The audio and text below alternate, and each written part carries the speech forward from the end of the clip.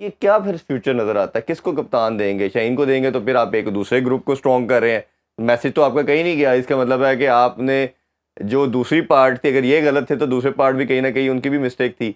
तो सोल्यूशन क्या आप इसको देखते हैं कि क्या होना चाहिए इसमें? देखिए, आपने सही कहा कि जो चेंज ऑफ कैप्टनसी थी इससे शाहीन से लेके बाबर को दी गई, और उससे बहुत ही गलत प्रेसिडेंट सेट हो गया।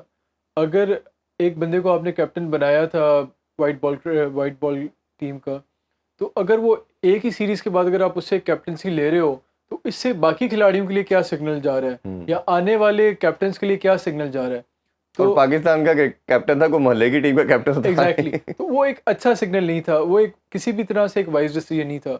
तो उसके बाद से ये सारे जब एक बाबर को कैप्टनसी ऑफर की, तो आई थिंक आप सोली ब्लेम बाबर को नहीं कर सकते। अगर मैं और आप भी शायद उसकी जगह होते, हमें भी अगर पाकिस्तान की कैप्टनसी मिल रही होती, तो हम भी, हमारे लिए भी एक नहीं, ऐसे। भाई मैं थोड़ा सा इसमें मेरा पॉइंट ये है कि बाबर ने एक ऐसी चीज जो टेस्ट ना की हो। जब आपने इतना देखें, आपके साथ हो तो गलत, किसी के साथ हो तो ठीक। हम्म, बाबर के साथ हुई तो सब ने सपोर्ट किया कि बाबर को हटाने का तरीका गलत था। आपको याद है वनडे वर्ल्ड कप के दौरान ही बात होना शुरू हो गई थी, ओडीआई के दौरान, कि बाबर को हटाया जा रहा। हमने कहा कि वर्ल्ड कप के बाद तरीके से करना चाहिए, ये तरीका गलत है। हमने बाबर को सपोर्ट किया था।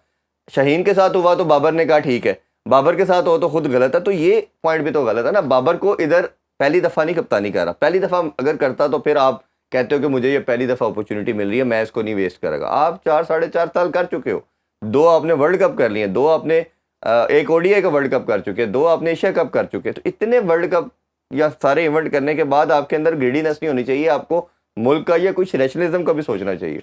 देखिए, आप दुरुस्त कह रहे हैं, लेकिन आई थिंक अगर ये एक ऐसा ऑनर है या एक ऐसा पोजीशन है जो कि पाकिस्तान की कैप्टनसी अगर किसी को ऑफ़र की जाए प्लेयर को, तो वो एक बहुत बड़ी उसके लिए एक सेंस ऑफ अचीवमेंट भी होती है और सेंस ऑफ ऑनर भी होती है। तो उस हवाले से इस तरह की ऑफ़र को रिफ्यूज़ करना भी किसी भी इंडिविजुअल प्लेयर के लिए मुश्किल होगा। तो I agree what you are saying कि बाबर को शायद उस टाइम नहीं इस बारे में चीज़ें कंसिडर करनी चाहिए थी, लेकिन आप सोली ब्लेम उस पे बाबर को भी नहीं कर सकते। मैनेजमेंट को भी शायद उस टाइम पे हाँ उन्हें ऑफर नहीं करनी चाहिए थी ये जी। चीज़, क्योंकि अगर हम सिर्फ और सिर्फ बाबर पे ओनस डाल दें कि उसको चाहिए था कि वो रिफ्यूज़ करता या कहता कि ऑलरेडी मैं टेस्ट कर चुका हूँ, तो वो गलत होगा। आई थिंक इट्स दोनों की तरफ, दोनों के पार्ट पे था। अब मूविंग फॉरवर्ड अभी तो हमारी वाइट रेड बॉल की सीरीज़ आ रही है बांग्लादेश के साथ। तो उसमें तो जो गलती हमने शाहीन के साथ की, पहली एक T20 सीरीज़ के बाद हम्म। उनसे जो कैप्टनसी वापस ले ली गई, वही वाली गलती हमें शान मसूद के साथ नहीं जी। करनी चाहिए। शान मसूद ने अभी तक सिर्फ एक टेस्ट सीरीज़ की लीड की है, जो ऑस्ट्रेलिया में गए थे, और उसमें भी ऑस्ट्रेलिया में हिस्टोरिकली कभी भी पाकिस्तान का इतना अच्छा रिकॉर्ड नहीं रहा टेस्ट में। जी। और गालिबन मेरा ख्याल है 20-25 साल हो गए हैं, शायद 30 साल हो गए जब हाँ, लास्ट टेस्ट हम वहाँ पे जीते थे। 94 में जीते। 94 में जीते थे। हम्म। तो बेशक हम टेस्ट नहीं जीते, लेकिन हमने कुछ ऐसे ग्लिम्पसेस दिखाए उस सीरीज़ में, कुछ ऐसी मोमेंट्स आई जहाँ पे हमने ऑस्ट्रेलिया को एक टफ कंपटीशन दिया, और हमें विनिंग पोजीशन में भी थे हाँ, हम। विनिंग पोजीशन में भी गए। कुछ ऐसे एक दो ऐसे मोमेंट्स आई। जी। और अभी शान मसूद से आपको टेस्ट की जो कैप्टनसी उसे स्टिक करना चाहिए रेड बॉल।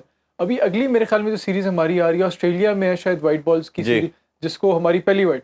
तब तक हमें अपने जो वाइट बॉल की कैप्टनसी के हवाले से डिसीजन को होल्ड करना चाहिए। और जो रिपोर्ट्स आई हैं, गैरी कस्टन की रिपोर्ट आई है, या चीफ सेलेक्टर की रिपोर्ट, या selection head of selection committee के वहाब रियाज की रिपोर्ट आई है, या बाकी रिपोर्ट्स आई हैं, उस हवाले उनको कंसिडर करना चाहिए।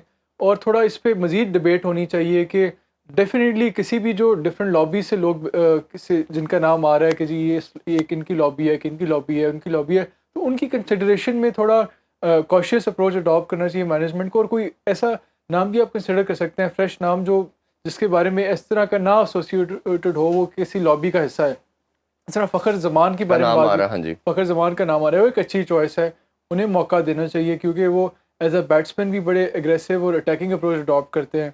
तो उनमें अगर इस तरह का कोई हमारा कैप्टन हो जिसकी एक अटैकिंग माइंडसेट हो, एग्रेसिव माइंडसेट